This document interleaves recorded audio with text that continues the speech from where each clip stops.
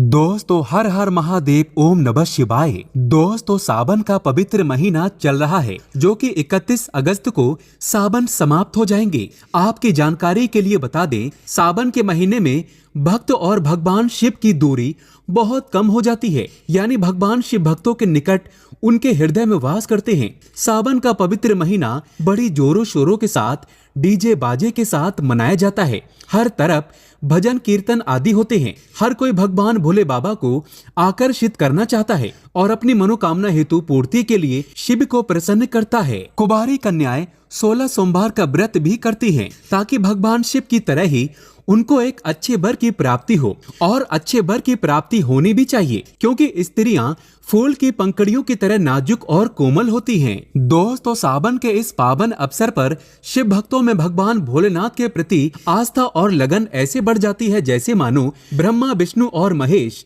यानी साफ साफ शब्दों में कहा जाए तो भक्त और शिव के प्रति प्यार ऐसे बढ़ जाता है जैसे मानो माँ और संतान के बीच का प्रेम हो। दोस्तों ये तो थी वो बातें जो भक्त और ईश्वर के बीच की हैं। अब जानते हैं कुछ ऐसे चमत्कारी संकेत जो बताते हैं कि भगवान शिव और माता पार्वती आपके घर में अस्थायी रूप से आ चुके हैं और आपका जीवन अब बदलने वाला है।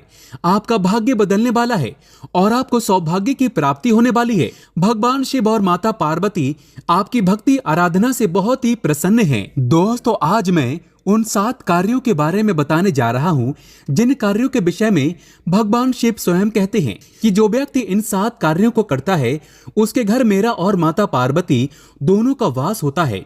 उस घर में कभी भी अन्न धन की कमी नहीं रहती। साथ ही वो अंत समय में शिवलोक को प्राप्त होते हैं। उसके समस्त कष्ट मैं दूर करता हूँ, साथ ही हर प्रकार से उसकी रक्षा करता हूँ।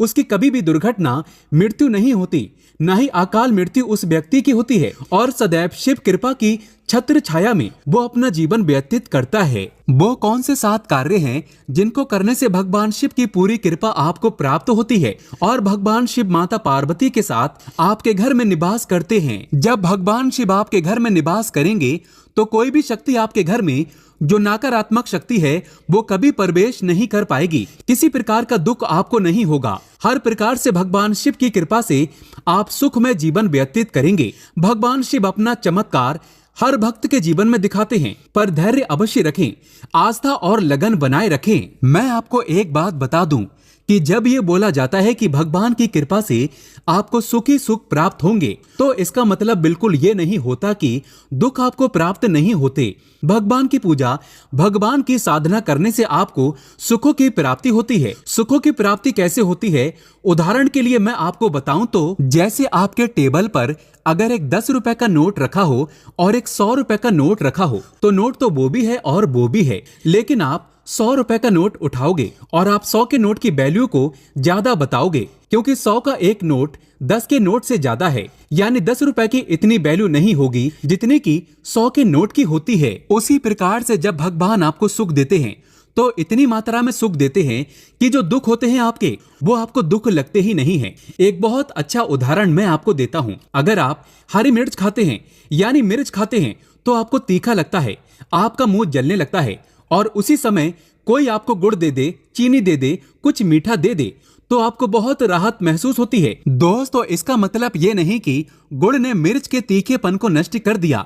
इसका मतलब ये है कि गुड़ ने आपके अंदर वो शक्ति दे दी जिससे आप उसके तीखेपन को सह पाए। तो भगवान आपको जो शक्ति देते हैं वो देते हैं उन दुखों को सहने की। दोस्तों उदाहरण एक और देता हूं आपको। अगर कोई एक 5 किलो की ईंट है और वो आपके सर पर गिरनी है तो ईंट तो गिरेगी, जैसे दुख तो आपको मिलेंगे आपको आपके कर्मों के हिसाब से, पर जब वो ईंट गिरेगी तो उसका वजन आपकी पूजा सेवा भक्ति से कम हो जाता है। जो नुकसान 5 किलो की ईंट से आपको होने वाला था वही नुकसान मात्र 10 ग्राम 20 ग्राम की ईंट से आपको होता है, यानी जो 5 किलो गिरने पर नुकसान होता है वो मात्र 10 ग्राम की ईंट से होता है आपका। इसी प्रकार भगवान की जब कृपा आपको प्राप्त होती है तो दुख तो होते ही हैं, पर भगवान आपको उन दुखों को सहने की इतनी शक्ति प्रदान कर देते हैं कि फिर वो आपका दुख लगता ही नहीं है। इसीलिए कहा जाता है कि भगवान की जब कृपा प्राप्त होती है, बाबा भोलेनाथ आपके घर में वास करते हैं, तब आपको सुखी सुख प्राप्त होते हैं। तो आइए मैं आपको बताता हूं उन 7 कार्यों के बारे में जो आपको भगवान शिव ने स्वयं बोले हैं। कि इन्हें करने वाला व्यक्ति शिवलोक को प्राप्त होता है, वो सुखी रहता है और मैं सदैव उनके घर में वास करता हूँ। अगर आप पहली बार हमारे चैनल में आए हैं तो वीडियो को लाइक करके कमेंट बॉक्स में लिखें हर हर महादेव ओम नमः शिवाय और हमारे चैनल को सब्सक्राइब करके बेल आइकन जरूर दबाइएगा, ताकि जो भी जानकारी हम डालेंगे पूजा पाठ से जुड़ी, भक्ति मंत्र से जुड़ी, साधना से जुड़ी, वो सबसे पहले आपको मिले। दोस्तों, सबसे पहला जो कार्य है वो कार्य है कि जिस घर में भी महामृत्युंजय मंत्र, ओम नमः शिवाय मंत्र या शिव कथा गाई जाती है या फिर सुनी जाती है, या फिर आपने देखा होगा सुबह सुबह पूजा पाठ का समय होता है तो हम भजन चला देते हैं या मंत्र चला देते हैं या कथा चला देते हैं, तो उसका जो फायदा होता है इतना होता है, जिस घर में भगवान शिव की कथा सुनी या पढ़ी जाती है, महामृत्युंजय जाप मंत्र पढ़ा या सुना जाता है और ओम नमः शिवाय पढ़ा जाता है, उस घर में सदैव भगवान शिव वास करते हैं। उस घर में सदैव भगवान भोलेनाथ की कृपा रहती है, उनकी छत्र छाया उस घर में रहती ही रहती है। सदैव शिव कवच उस घर की रक्षा करता है।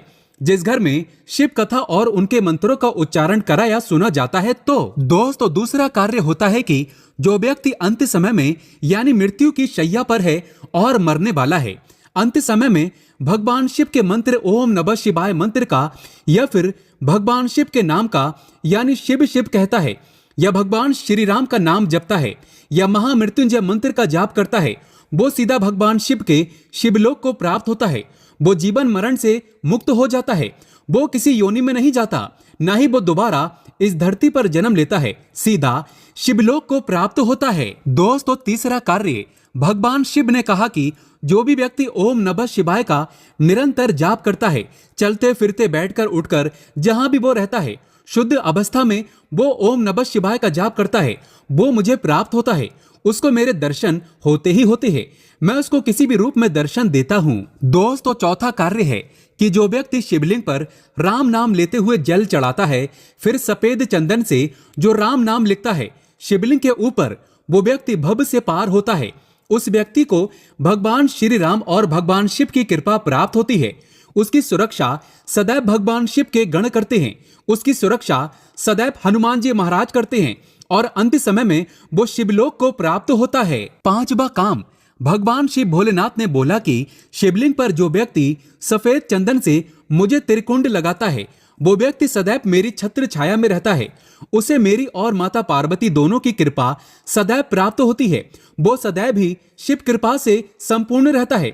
उसका जो भौतिक जीवन होगा वो सदा सुख में होता है। दोस्तों, छठा जो कार्य बताया गया है वो ये है कि जो व्यक्ति सावन के पूरे महीने पर ना एक भी दिन कम और ना एक भी दिन ज्यादा पूरे महीने भर शिवलिंग पर 1 लोटा जल चढ़ाता है, प्रतिदिन 1 लोटा जल चढ़ाता है, उससे मैं अति शीघ्र प्रसन्न होता हूँ। उसके घर में सुख समृद्धि का वास देता हूँ। उसके घर में सदैव माँ लक्ष्मी स्थायी रूप से विद्यमान रहती है। उस घर में किसी भी चीज की कमी नहीं रहती। वो कर्ज मुक्त हो जाता है और साथ ही उसकी जो देह है, उसकी जो काया है, उसका जो परिवार है वो रोग मुक्त हो जाता है। दोस्तों, जो 7वां और संपूर्ण कार्य है भगवान शिव ने बोला वो बहुत महत्वपूर्ण है, इसे ध्यान से सुनिएगा। वो बोला कि जो व्यक्ति मेरे प्रिय बेलपत्र का वृक्ष लगाता है, कहीं भी मंदिर के पास, जंगल में कहीं भी बेलपत्र का वृक्ष लगाता है, उस व्यक्ति को कभी भी इस धरती लोक पर दोबारा जन्म नहीं मिलता। साथ ही साथ जब तक उस पेड़ के बेलपत्र शिवलिंग पर चढ़ते रहते हैं, तब तक उसके पुण्य में वृद्धि होनी शुरू हो जाती है। उसके पुण्य में वृद्धि होती चली जाती है। जिस प्रकार धन का खजाना बढ़ जाता है, उसी प्रकार उसके पुण्य का खजाना सदैव भरा रहता है और वो सदैव शिवलोक में वास करता है और मेरा बहुत ही प्रिय होता है। तो दोस्तों, ये 7 काम ऐसे हैं जिन कार्य को आपको करना चाहिए, जो कि भगवान शिव ने बोला है कि जो इन 7 कार्यों को करता है वो सदैव मेरा प्रिय रहता है और शिवलोक को प्राप्त होता है। दोस्तों, मैं बाबा भोलेनाथ से विनती करता हूँ, बाबा भोलेनाथ आप पर अपनी असीम कृपा बनाए रखें। आप सदा सुखी रहें, स्वस्थ रहें, खुश रहें। अगर आप भगवान शिव को अपने घर पर बुलाना चाहते हैं तो कमेंट बॉक्स में लिखें, भगवान शिव आपका स्वागत है हमारे घर में। हर हर महादेव ओम नमः शिवाय एक लाइक जरूर करें। धन्यवाद।